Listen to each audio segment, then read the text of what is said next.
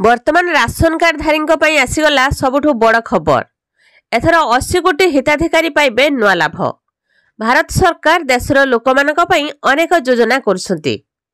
एथिमध्यरु सरकार विभिन्न प्रकार लोकमानक पई विभिन्न योजना कार्यकारी करुछंती।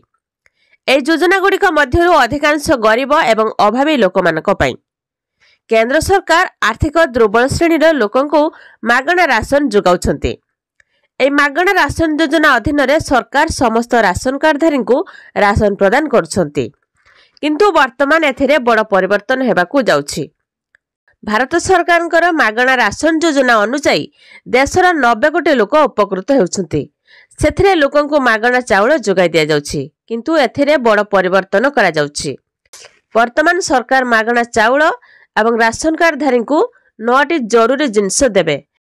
तेबे आसंतु जानिबा से 9टी जरूरी अत्यावश्यक जिनिस कौन रही।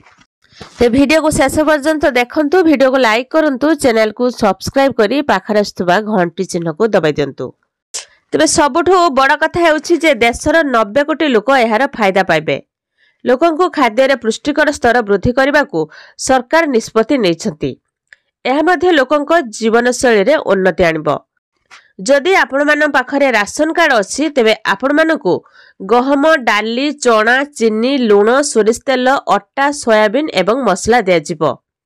जदि आपण मान पाखरे राशन कार्ड अछि तेबे आपण माने एही सुविधा पाई परिबे। आउ आपण नुआ राशन कार्ड पई मध्ये आवेदन करि परिबे। एथे पई सर्वप्रथमे आपण मानकु निकटतम खाद्य एवं जोगाण विभाग कार्यालय को जिबाकू पड़िबो। खाद्य जोगाण विभागर ऑफिशियल वेबसाइट रे आपण माने आवेदन फॉर्म मध्य डाउनलोड करि परिबे। आपण को आवेदन फॉर्म रे पचरा जायथिबा समस्त सूचना सठिक भाव रे प्रवेश करबाकू पड़िबो। आवश्यक डॉक्यूमेंट सह सठिक तथ्य देबाकू पड़िबो। एहा परे आपण को आपणकर आवेदन फॉर्म एवं आनुषंगिक डॉक्यूमेंट नेबाकू पड़िबो एवं एहा को आपणकर निकटतम ऑफिस रे दाखल करबाकू पड़िबो। एहा परे संपुक्त अधिकारी दस्तावेज जांच करबा सहित योग्य कि नुहे तार जांच करा जिवो। जांच प्रक्रिया समाप्त हेबा परे नुआ राशन कार्ड पाई परिबे। ए होछि राशन कार्ड धारी पई गोटे खुशी खबर जाकि अक्टोबर रे मिलिबो एही 9टी जिंस। जदि आपण मानक पाखरे राशन कार्ड अछि तेबे आपनकु देशर 90 कोटी लोक एहार फायदा पाइबे। ए होछि गहम, डाली, चीनी, चना, लुण, सोरिष तेल, अट्टा, सोयाबीन एवं मसला मिलिबो।